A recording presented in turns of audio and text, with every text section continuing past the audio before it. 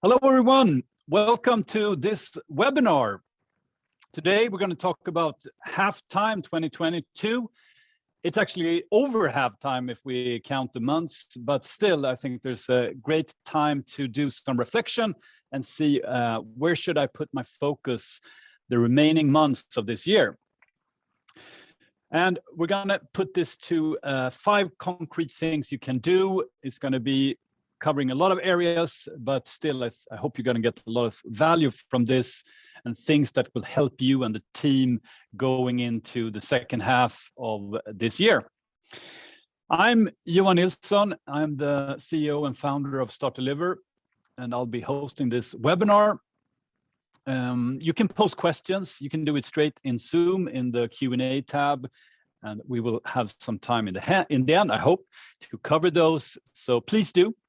Otherwise, you feel free to reach out to me, connect through LinkedIn, send me a memo or just reach out if you want more or you have any questions. This recording and the presentation we will share with you. So don't think anything other. Great. Let's get into this webinar. So it's halftime. I don't know about you, but I think time has really just flown out this year, and it's crazy. We're halftime already this year, and I think for most of us being in the SaaS industry, we have heard about it or seen it, or even if we're on a traded company, a lot of things have been going on the market. So valuations, SaaS companies' valuations have been booming last couple of years, but this year we've seen a decline, of course. I think most people are aware of this, and that's also reflecting, of course, the general economy and the beliefs of how that will look like coming years. So I think that's something we all heard about, felt. Some of us might even see that in our own stock, or if we are on a traded company. But I think it's not in the day-to-day. Perhaps we talk about this, but it's still something to keep in mind when we look at the plan we need to put together now for the rest of the year. Also, this is a study, by the way, and the source here is Thomas Tungus. And they did a survey of 500 SaaS companies in more or less in a startup phase, and they looked at their forecast for the year, and a lot of companies are forecasting a slower ARR growth this year. So it's valuations, but it's also the outlook here is a little bit tougher for most companies. I think we should all pay attention to that. Of course, this is general. It doesn't mean this is true for everyone, and it's also something that can change. But looking in 2022, we need to realize this is how it's looking. But from a customer success point of view, if we see a slower growth and a new business growth, retention is going to become even more important. So it's going to be a lot of things, or retention is always important, but it will put even more focus on retention and how can we in customer success maybe recover some of the lost growth in the new business by growing on existing customers. That's one part of it. Another part is, of course, is this uncertainty in the market, the recession, the risk for a recession. Is that going to have an impact on churn? So a lot of eyes are going to be put on customer success and retention during these times. So, and that's where we're here, of course, and that's today's topic, but that's just setting the scene a little bit where we are in the market. And of course, it can be exceptions to this. Some of us are maybe growing a lot. So, but still, this is where we're going to put the focus. And if we talk customer success, how are things for us? And here we have just to check the status here. So let's go through 4 key things to check how is status for customer success. First part here is new customer growth. So like discussed earlier, a lot of companies are looking at lower growth numbers. So what impact will that have on us? The other part here is net revenue retention. How is our net revenue retention? Are we close to target? Are we behind target? Are we ahead of target? Where are we on our target for net revenue retention for this year? We are 8 months in almost. So hopefully we are close or even above, but are we behind? What can we do? Health, how is the customer base looking? How are they adopting our platform? Are they getting value from us? Is that on a positive trend or are we on a negative trend health-wise with our customers? And the fourth one here is team capacity. So we probably set up a plan for the year, how many people we will recruit, how many people we would introduce in these new roles. How is that looking? Are we on target there with recruitments? Are we behind? What is the situations? Maybe even some of us had to do some layoffs or even slim the team during this time. So these are 4 things to look at to check in. Where are we? And what we'll do here is that we'll look into these and basically if we're ahead here, things are great. So we will not focus on that. We will focus on if we're behind here, what will the implications be and what can we do from customer success to improve here? And what can we do coming 6 months? So that will be the focus of this webinar, and we'll dig through these 4 boxes to see what you can do. Starting with the first one, we discussed this already, but maybe we're behind now on new customer acquisition. So basically sales is not bringing in as many customers as we planned. And what does that mean for customer success? That's not our job, of course, but still, I think it's good for everyone in customer success to basically reassess priorities. Because if new business is behind, that's going to put pressure on the company. A lot of the time, SaaS companies are growing a lot. We had big growth plans, and if we're behind there, we will notice there's going to be pressure on the company in general. It probably is going to look like we can't invest as much as we plan to do. So those are things happening that will impact customer success, even if we're not responsible for bringing in new customers. But to reassess here, I think a great thing to look at, of course, if there's less new customers being signed up every week, every month, we will have less onboardings to do probably. So there's some capacity we could probably free up that was spent on onboardings that we could focus on retention. We will come back to that one. What can we do with that capacity? And capacity here, I mean, of course, people, us doing the work. Another thing, since this is going to put a lot of pressure on the company, I think it's even more important to be really laser focused on the highly critical things that customer success can do. And I will highlight them later on in the webinar here. So reassess priorities based, if you have a situation where you have a lower new business growth, you need to reassess where you are right now. Scenario number 2 here is that we are behind target for net revenue retention due to higher churn. Net revenue retention can be behind target both due to higher churn. It can also be due to lower expansion. That will be, we will come back to that one. But now we focus in on churn here. All right, so we are behind target and we have seen an increase in churn. Now we need to ask ourselves, what is this root cause? What's behind this? Are we seeing expected churn or are we seeing unexpected churn raising up here? Is it basically customers that we we did not expect to churn. Customers that were getting a lot of value already, they were using the platform, happy customers in that sense, that all of a sudden start churning. Or on the other side, are there customers that have poor health, we're not doing really well with us, that's churn. So I think that's a quite important distinction to look at, and to see how many fall into each category here. And if we start with the first one, unexpected, I think this is the hardest one. These customers, we thought we were doing great. They were achieving outcomes. They were achieving goals with us, and they were using our platform in a good way. And then they churn. So we need to dig deeper here. What is the reason behind this? Of course, this can be like an industry or a segment that are cutting cost.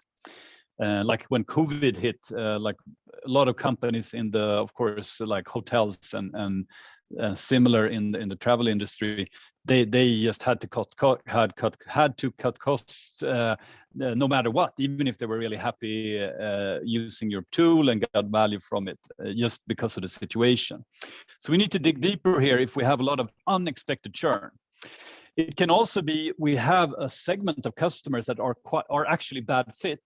They were barely getting value, but in a recession or a harder economic situation, they cut cost as well, and they just leave. And that could be something we need to look into, not selling to those customers going forward. But we should also be like, if there's one or few unexpected, it can be the normal reason, which is usually they've been acquired by another company that basically. That's why they churn on us, or they went out of business. Could be another of these normal unexpected churn reasons. Hopefully you're not in this situation, but if you and hopefully you're in this situation. No one wants to be in this situation, but at least here we expected this churn, but maybe it's coming in faster. So these are customers we know, we have them on our lists, we have target them, we know they're not getting value at the moment, they have poor health, they're not using our tool, they're not using our platform, and these are customers that we can turn around. We have already identified them, hopefully. And this situation, if we have an increase here and they're churning at a higher rate than they used to, then we need to act faster and we need to prioritize here. Usually win-backs in the sense where you after cancellation, you get them to come back as a customer. That's a lot of energy with quite poor returns. So if you have to prioritize, I would not focus on win-backs in that sense, but instead focus on turnarounds before they even cancel. So here, of course, segment the customers who are the biggest in terms of ARR for you, who also are biggest in potential. So don't forget about that part, because sometimes they come in at a lower level, but the potential is really big. So actually that customer should be prioritized higher than a customer with high ARR, maybe higher ARR at the moment. And another thing, to turn these around, what a lot of people do is that they do little on many, and that has usually quite poor results as well. So instead, focus on a few and do a lot on them. Do it intensely, do it like a 3-week sprint, and make sure that you have a clear plan or playbook to how to get progress here.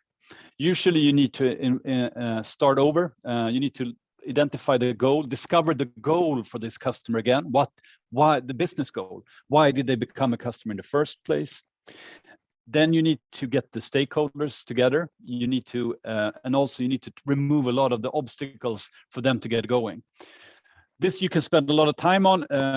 How to do it. We have a webinar specifically targeting the actions required here in more detail, but do these very focused turnarounds. And if you still don't get results from that 3-week sprint or similar, then move on to the next one. So you don't spend a lot of time on many customers, you spend a lot of time on a few, and move on those that you really get traction. And traction here is, of course, that they start adopting your platform, start working with it, getting more of the getting to this business goal that you set up together. So that's about expected churn, what to do there. Moving on. So maybe you're behind on target due to lower expansion sales. So this is the third scenario here. And why is that? And of course, it can be several factors. One very common thing here is that you have both. Maybe you have both. You're behind target because you have an increase in churn, and that is taking the focus. And this is very common that you get you have an increase in churn and you start running after those customers, trying to do win backs, and then you completely lose focus on expansion.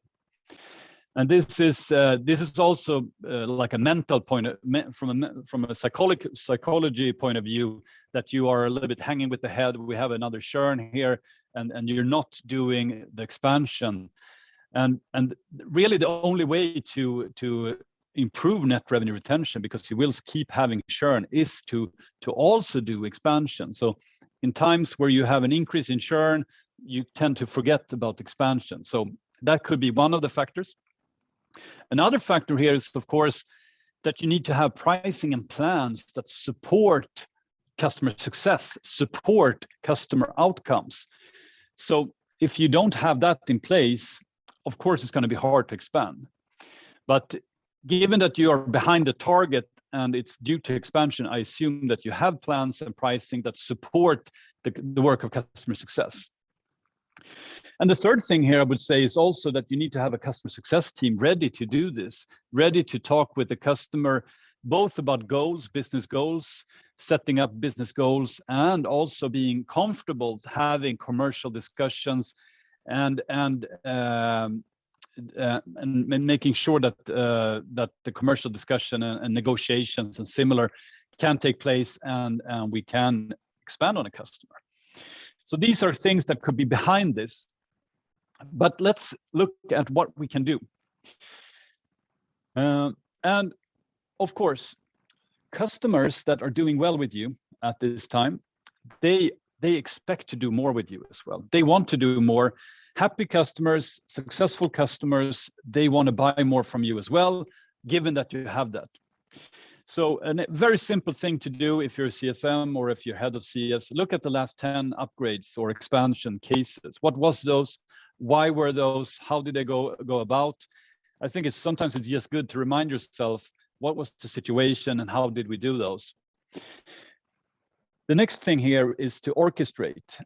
We talk a lot about this in our Impact Academy, the big difference between doing new business sales and doing expansion is that you want expansion to be as a step towards the goal, the business goal the customer wants to achieve with you. And that sounds fluffy, but it's all about, okay, what can this customer achieve with us, and what would be the next step for this customer? And that should be linked to an upgrade in some way. Maybe it's that they want to introduce your product to another team that's going to get value from it. Maybe they want to do more. They're going to go deeper with you, and that involves an upgrade in some sort, or maybe an add-on. You need to make sure it's value for them as well as it's an upgrade for you. And that's how to set this up.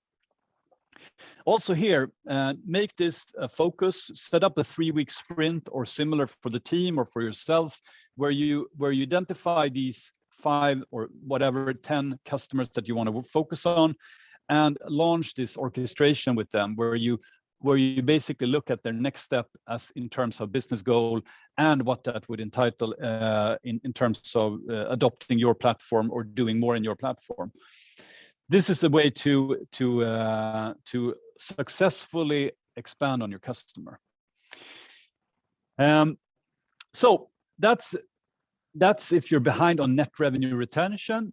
The other box we talked about in the beginning was that in the case where you are actually behind or lagging in health.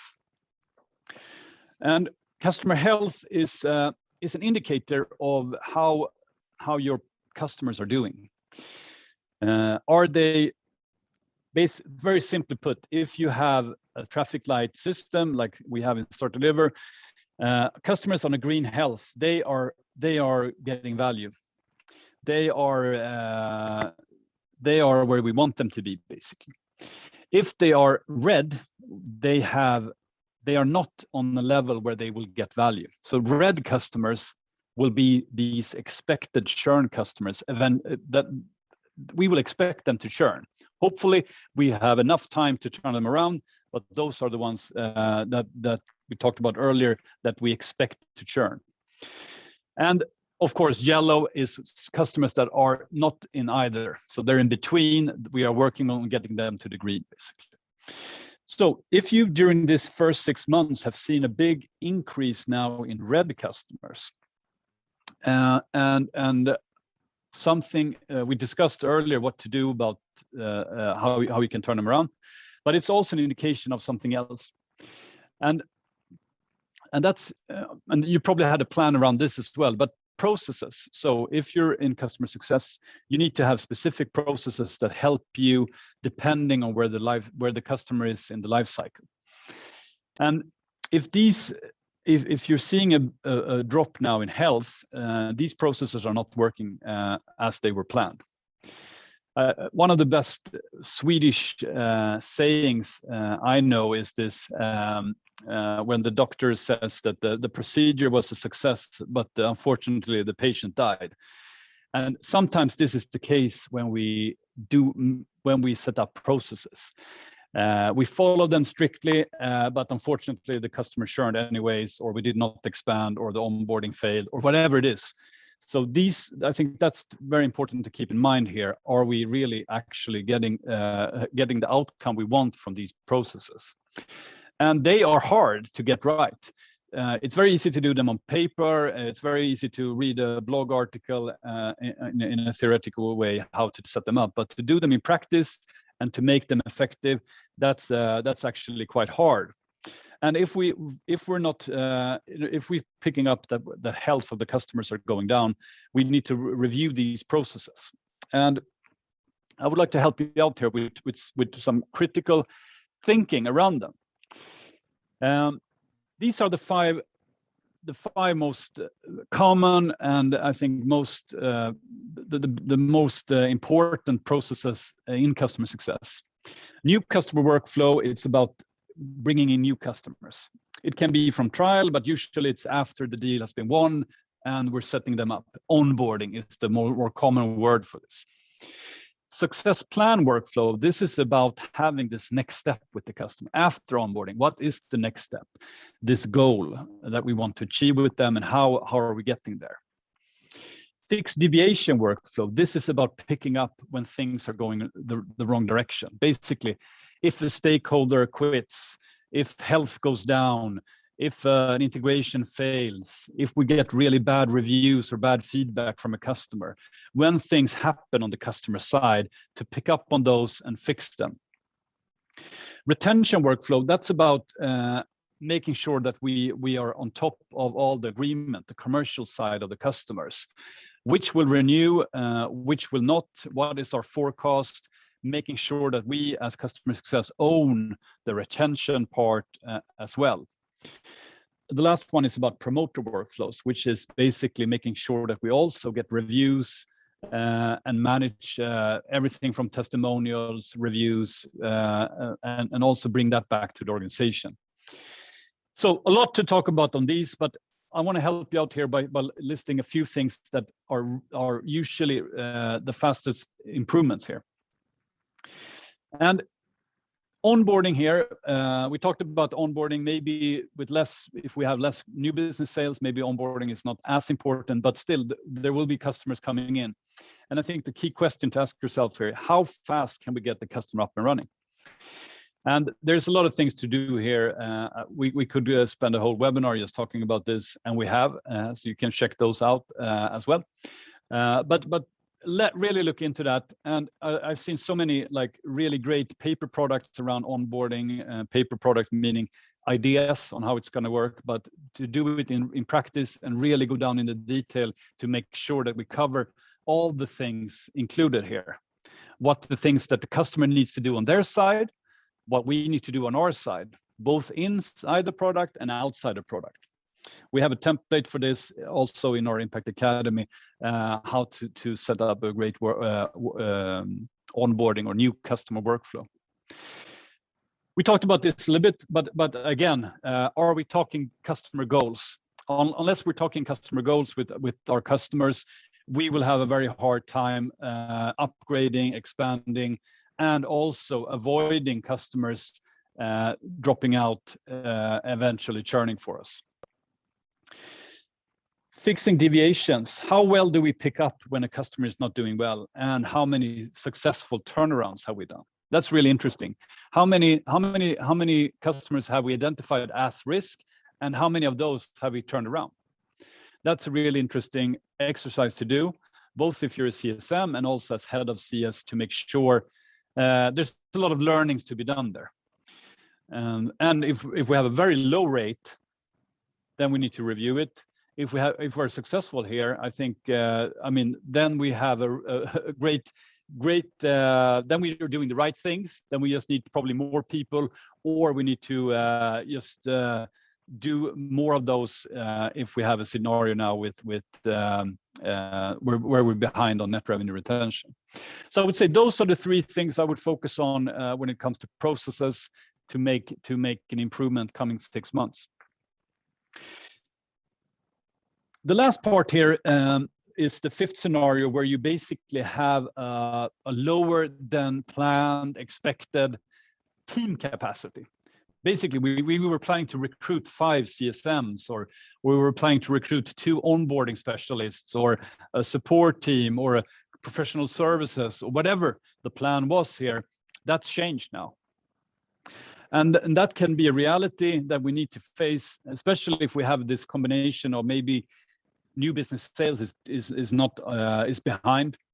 We will not get the investment to add more people, and in that case, we of course need to work with what we have. And what can we do here? How can we get higher output on this less capacity? Basically, how can we do more with the few people we have now? And one thing that's really good here is to do assessments. How many weekly hours have we? Usually that's around 40. But how many do we really have? Like, remove all these the internal meetings, whatever you have. How many are the net here actually? And how many required hours do we have for these things we want to do? Of course, again, depending on where you are. If you have an increase in churn, you probably want to spend a lot of time on turnarounds, high quality turnarounds. So how many hours does that require? And this is a really good exercise to do. If you're responsible for your team, look at the team. If you're a CSM, look at yourself. How much time can I spend on a customer? Or how much time do I need to spend on these customers? And what happens here is, my experience is that you usually you have a lot of less hours to spend than you think. And this brings us to the next thing: to create a to not do list. What things should I not be doing? Because it's never the case that you don't have enough on your to-do list. The case is more often that you have things on your to-do list that you should not be there, basically. So you need to remove things and put up a to not do list. So whenever this thing comes in on your to-do list, you say, no, that's not me, I can't do that. So that's a little bit about efficiency. Another thing that will improve productivity is skills. So competence, basically. And I think this, if you're a head of CS, you need to look at this, assess the skills of the team and the competence you have on the team here. Or am I asking too much of the team, or am I asking too little of the team? And I think there's a few competence gaps that you can pay attention to. if you have a CSM that's never talking to the business stakeholder, I think that's a common competence gap where they're not comfortable talking to the CEO or CFO or C-level or whoever is the actual buyer or one of the key stakeholders. But there's of course a lot more here around competence, and that's something you also can in short amount of time do a lot there to get more productivity.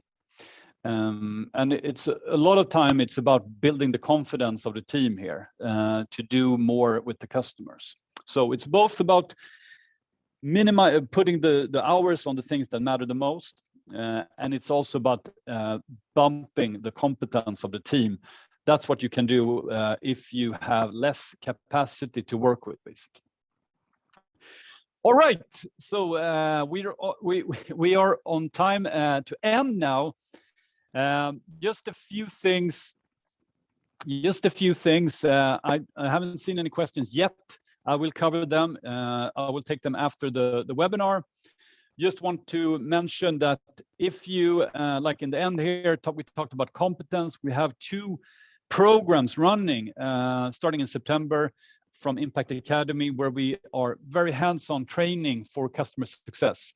It's both for customer success managers and heads of customer success.